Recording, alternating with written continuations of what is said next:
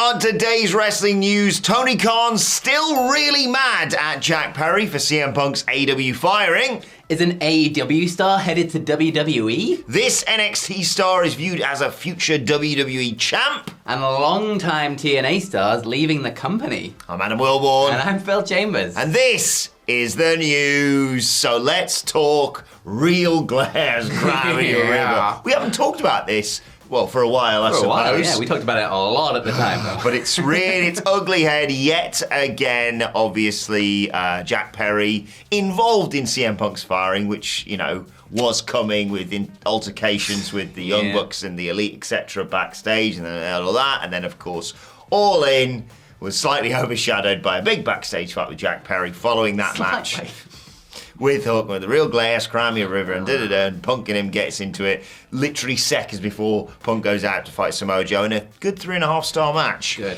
But more revelations have come out on this on Wrestling Observer Radio, basically saying that Tony Khan is still mad at Jack Perry for effectively making him have to fire CM Punk. Now, obviously, Perry hasn't been seen in AEW since, but he has been working in New Japan. He subsequently joined the House of Torture, become part of the New Japan Cup. But yeah, Meltzer talked about the status of all this on Wrestling Observer Radio.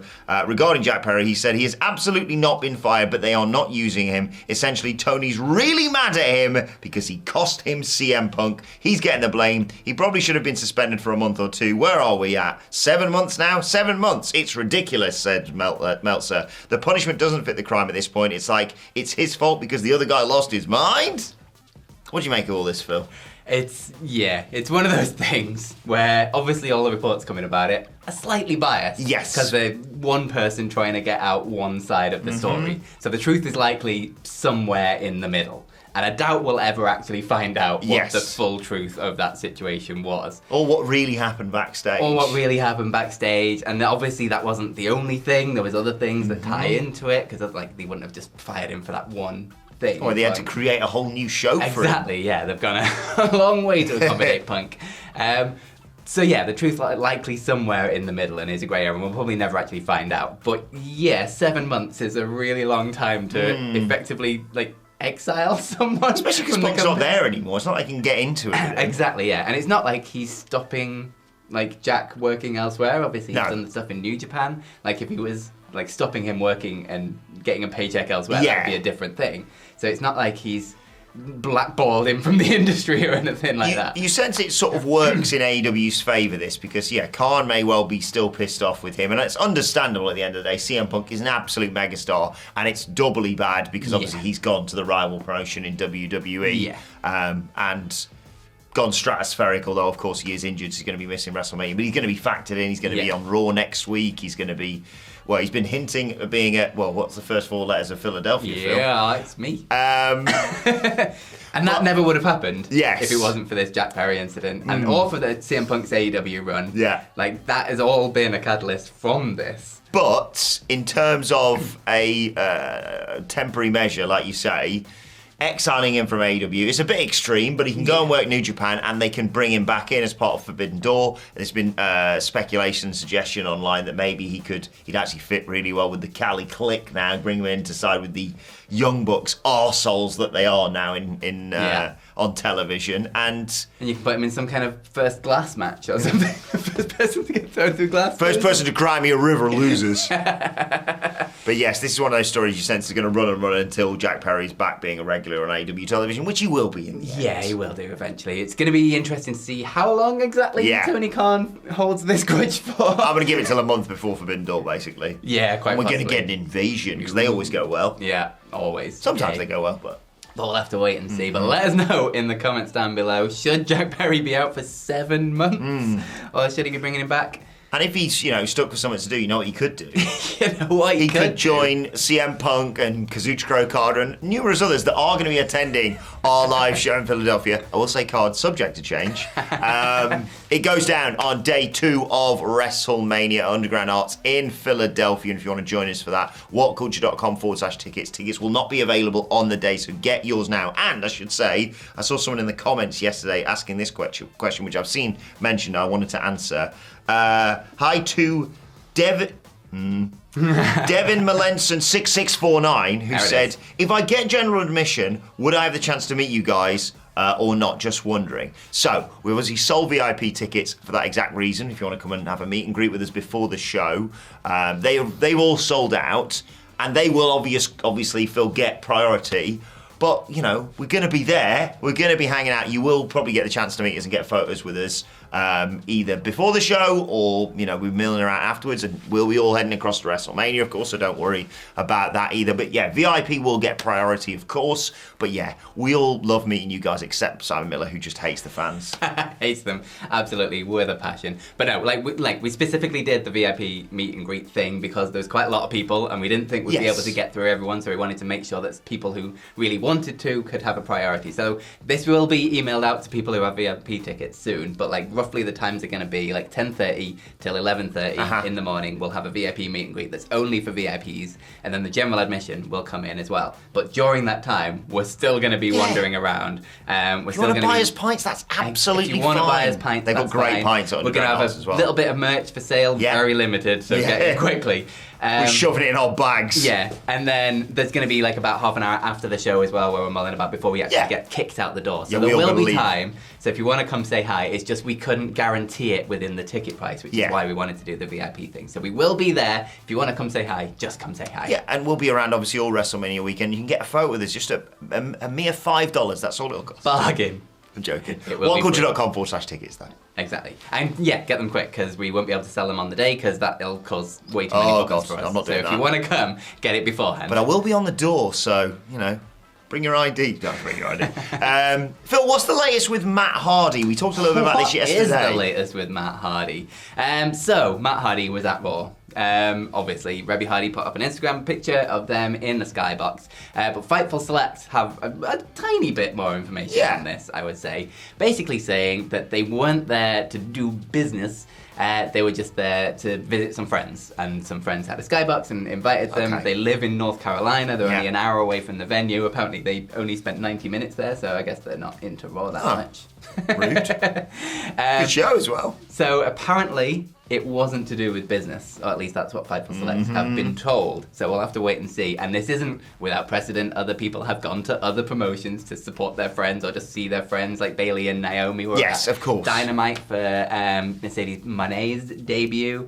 So these things can happen without business being attached to it. But it all has aligned quite nicely because Hardy's contract's up at the end of the month, I think, or this month. At the end of this month. Matt Hardy's contract, that is. Jeff Hardy's contract was set in line with Matt's when he first debuted, so it would have been March, but because of injuries and time being inactive, some time has been added on, and we're not sure how much time, but there will be a time this year. And that's the reason I think Tony Khan's going to extend Matt Hardy's contract, at least briefly, not because he's panicked, because he's seen him go along to Monday Night Raw. At the very least, chuck a little bit on to have it as parity with Jeff Hardy, so you still get the Hardy Boys as a thing. Yeah, I suppose popping onto Raw can't do any harm to hurry up Tony Khan in contract negotiations. Exactly, yeah. And if Matt Hardy was to go to Raw, he'd be on his own. Because Jeff wouldn't be able to come with him anyway. He'd be awesome as a character in NXT. Oh, he fits so well. I saw some people as well pitching him as Big Money Matt, taking care of Austin Theory and Grayson Waller. I was like, there it is. There's the avenue that he fits in. But yeah, we'll keep you posted on any contract developments with the Hardys, Matt Hardy in particular, of course. And we'll move on to another great Fightful Select report. This time about an NXT star that they've got high hopes for in WWE. I'm talking about Obafemi. If you don't know, he's the North American champion in NXT. He's awesome. He's kicking everybody. He's a big beefy boy. And yeah, they are just loving the work of Obafemi. I didn't realise quite. I knew he was fresh. He's only 25 and he's had less than 30 matches. And he's a champion in NXT, as I say. Matches. And he just looks class. He's just one of those people who, without question, passes the airport test. He's just a big dude. He looks the part, and, he's limited in his moveset, but what he can do, he is really, really good at. Carries himself really well as well. And to be fair, 30 matches where he's at now is really impressive. Those within NXT have been surprised at how well he's developed in such a short space of time. One particular phrase used to describe the Nigerian star is the total package. Having said that, do not expect him to be fast-tracked to the main roster anytime soon.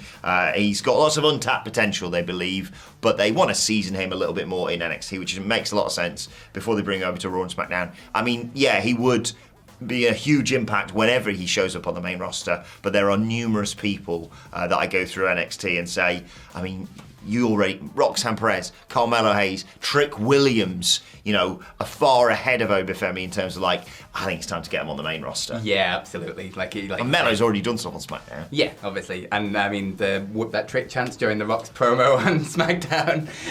Now, Hamlet told me that is also potentially a local chant, but I didn't. I see. We'll take it as Trick Williams. Yeah, it's Trick Williams. Trick Williams is great. We bumped into him at Wale Mania last year, didn't we?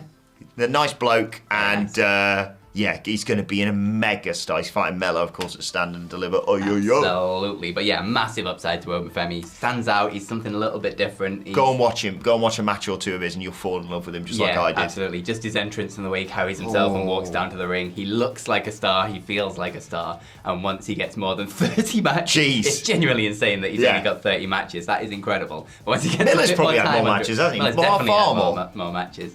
Once he gets a bit more time under his belt, like another year or two maybe in the developmental system, really make sure he's got rid of all of the learning chinks, because he's still learning this, before putting him up on the main roster, just in case, because you want to maximise his potential on the main roster. Stars coming through NXT. Tiff obviously has moved up to the main roster. Lots to talk about, like Kalani Jordan as well, Bron Breakker, He's got some great talent down there. That's why NXT is the best wrestling show of the week, guys. But moving over to TNA, Motor City Machine Guns. Those ones. The ones from Detroit. Yeah. Because that's what that means. I don't know where my thumb it goes. Yeah. Sorry. Americans, explain this to us. I realise that this is America, I think. But Detroit's not down there. It's up here. Okay, maybe it's there then. Sorry, everyone. But is this just Michigan? Maybe, actually, yeah.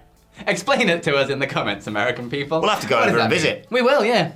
But yeah, they are very long time TNA stars. But it looks like they might potentially be done with the company. Now, this is kind of speculation over some dates lining up more than actual facts or anything like that. So, Chris Sabin and Alex Shelley, the Motor City Machine Guns, are booked for Smash Wrestling in London, Ontario on the 21st of April, a day that just so happens to be the same weekend as TNA's Rebellion pay-per-view, and a day that just so happens to be the same day as the post-TNA Rebellion TV tapings that TNA have set. So they won't be able to make the TV tapings, which kind of suggests that at least in TNA's eyes, or maybe in the Motor City Machine Guns' eyes, either they're going to slow down what they're doing for TNA. It basically says they're not in the immediate future plans for TNA, because they won't physically be at the TV taping, so they won't be able to film TV with them. So it's going to be interesting to see whether this is a hard split or whether this is just them taking a little bit of time away from TNA, seeing what else is out there. But PW insiders say that their current TNA deals are set to expire soon, possibly as soon as the end of the month. Wow, yeah. I love them. They're one of the reasons I enjoyed TNA back in the day. Obviously, I think Shelley's done a little bit of stuff in NXT. Sabin's obviously been a singles champion, world champion in TNA. They've done pretty much everything they can do there. It's crazy, really, that these two haven't had a longer run, or just a run elsewhere, really. They've been TNA stars. They both joined TNA in 2003 as single stars. They started teaming together on the Indies in 2006 and brought that team to TNA in 2007. They've been going a long time now. They're both in the 40s. I think one is 40 and one is 42. So it'd be nice for them to at least get a little bit of a run somewhere else. I'd like to see either AEW or the Fed, I love them as a tag team. They're not obviously going to be able to do all the stuff they used to do, but A, they deserve another big payday, in my opinion, and B, what tag team brains to learn from wherever they go. 100%. I realise I'm completely hypocritical because I say, right, that's it, no more signings for AEW for a long old time, unless your name's Kazuchika Okada or Mercedes Moné, or Will Ospreay. But I like them, and I'd like to see them in something like AEW, not Ring of Honor, because you just disappear if you go there for the most part. Just a little one. But at least something. WWE, you never know. With Triple H running this, it's all changing. Absolutely. Mostly for the better. Mostly for the better. And shout out to Smash Wrestling. They are the company that we paired with when we were doing WCW World Cup. So we ran a show with them in Toronto, where I flew over there, put a show on that night, and then flew back the next day. What a trip to Toronto that was. And who knows? Maybe But one day shout out to we'll Smash do. Wrestling. Yeah, shout out to them. Or maybe one day we'll do Mike one Bailey more started WCPW show. Please. I love it. One I'd do more it match. for free. I'd do it for free, 100%. Yeah. Anyway, let's move on to your Twitter questions. At What Culture WWE, of course, on X. If you want to get in touch with us. Travis Zachary starts us off. Cheers, Trav, for the question. Beseech ye, Trav writes. Oh, sorry, I beseech ye. Oh, greatest wrestling journalist of our time. Thank you very much. That is how I should always be addressed. On Raw, Cody mentioned salt of the earth. Does this mean your best friend MJF is coming to WWE? P.S. When's the last time you checked in on him? It's been a while, Max. I know you're watching. It's been a while. Just give us a FaceTime. Eric wants to see his Godfather. I mean, long term, I'd be fascinated to see what MJF looks like in this version of WWE. But all this speculation about him not coming back to AEW is preposterous. The what was the thing he did where he was like contract season basically? Yeah. I mean, it dropped off the face of the earth because they signed him to a new contract basically. Yeah. Bidding War of 2024. Bidding War of There we go. And B, you don't do the angle that you did with the Undisputed Kingdom if he's not coming back to get some sort of revenge. And AEW would be insane to not re-sign him. And even worse, the takes of maybe he just doesn't fit in AEW anymore. He's one of the greatest wrestlers in the world right now. Yes, the world title run sort of petered out a little bit. I think that's fair. But didn't help with the Adam Cole injury and things. Like, plans didn't go. Yeah. It didn't go to plan. An honourable failure, I think it's fair to say. But yeah, he's going to pop up back in AEW eventually. But long term, I sense we're just going to get more and more and more jumps, and I love this. Yeah, absolutely. I also don't mind this as a sort of potential strategy for like AEW World Champions. Like he gets a good long run, like at the top of the card, like wrestling everyone they possibly can, and then taking a little bit of time off, like a little bit of time to like not forget about him, but to sort of refresh. And then when he does come back at some point, it feels new again, it feels exciting, it feels different, and it adds in a little bit of a new flavour to whatever is going on at that time. Like, it's almost like he has his own little off-season. Yeah. Which is probably a great thing in wrestling. I already can't wait to see him back. It's going to be a while, I reckon, probably. I mean, all in would be a great spot for him to return at. Yes, ready, yeah. Just bring MJF back at the same time and go straight into that. I'll ask him, and if he allows me to tell you, I'll pass it on to all you guys. We'll let you know. I want some big trades. I don't want any more jumps. I want trades, so it's like we get MJF, AEW gets, I don't know, Drew McIntyre or something. I love this. I just love the look of people like, you're not meant to be there. Martin Brophy gives us our next question. Cheers, Martin, for this. Do you think The Rock has taken up too much TV time from Roman and Cody and overshadowed the Night 2 main event? Friday is the first interaction between Cody and Roman since Cody pointed at him at the Rumble. I can see your point with building to what is like the true WrestleMania main event, I guess, on the sort of the Sunday, the final match with the Cody versus Roman thing, and it being maybe a little bit overshadowed by The Rock, but you can't say The Rock's had too much TV time. You can't look at how many people are in those seats, the ratings of these shows, and just how goddamn enjoyable those segments have been. Whether he uses up a third of SmackDown, I don't particularly even care. if he has, I don't care, Like, his segments have been absolutely brilliant and must-watch TV. You can't say he's taken up too much time. No, and I think arguably, that bit between the Rumble and WrestleMania is a little bit too long. You have to sort of keep people a little bit busy at the Chamber or whatever it may be. There's still 2 more weeks. And the fact we've had interactions with them all last year, and it's been, there was the stare down on that SmackDown many, many moons ago, of course. Look, we know what we're doing here with Roman and Cody. It's been a fantastic wrinkle that's been added. It factors into it with the whole fingers crossed bloodline rules, my allegiance to switch from one line to another. Most importantly, as Phil said, the eyes on the product as a result of it, you have to kind of give that sort of thing up. But we still get a face-off between the two of them on SmackDown on Friday. Exactly. And it's also, like, it's not like The Rock's been burying Cody in any of this. No. If anything, The Rock has been massively putting over Cody because of the amount of time that man's name has been in his mouth. Now we don't just get, Roman and Cody and presumably further down the line, probably a lot further down the line, a rematch between Roman and Cody. Yeah. We potentially get Cody and The Rock at, let's say, SummerSlam to pick a date out and they have both been talking up enough game to bring that match to a reality, and that is like, who the hell ever thought we could potentially get Cody as world champion versus The Rock? I mean, I thought about it, but then I'd wake up and stop dreaming. and we're going to get Rock Roman eventually. So, yeah, it all factors in very nicely, I think. Yeah. For a pivot, I think it goes down as the greatest pivot in wrestling history. Yeah, I'd say so.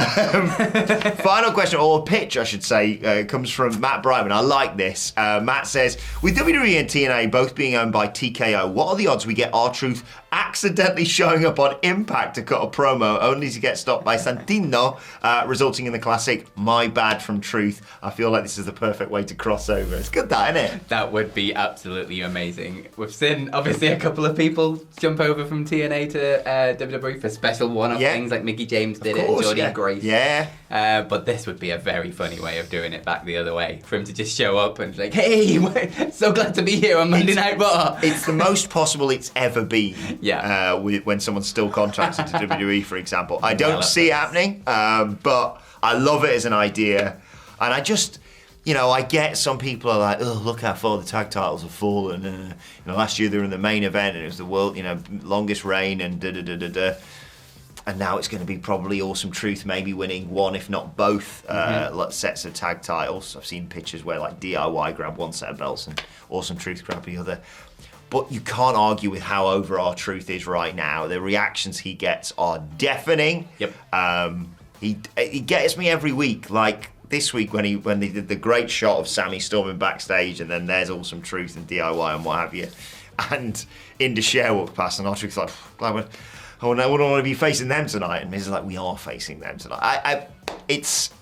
I think only R-Truth can get away with this sort of thing. Yeah. But he does, and he does it brilliantly. Yeah, he's also kind of unlocked like a sort of personality thing within the Judgment Day as well. Like he's bit of patter, a bit of a ripple between them. Gone are the days of the big purple chair. Yeah, it reminds me not quite on the same level, but when like Mankind was just being really dumb to the very serious Rock character, and it kind of unlocks, Sammy in the Bloodline. Yeah, it just unlocks that other side to someone that you don't often get a chance to see, and it just makes them far more compelling because of it. Yeah, like he's been that for the Judgment Day. So he's just done absolutely incredible work, and why not give how could you feel bad about giving R-Truth a massive spot on WrestleMania after all this time? Yes, he's been going forever.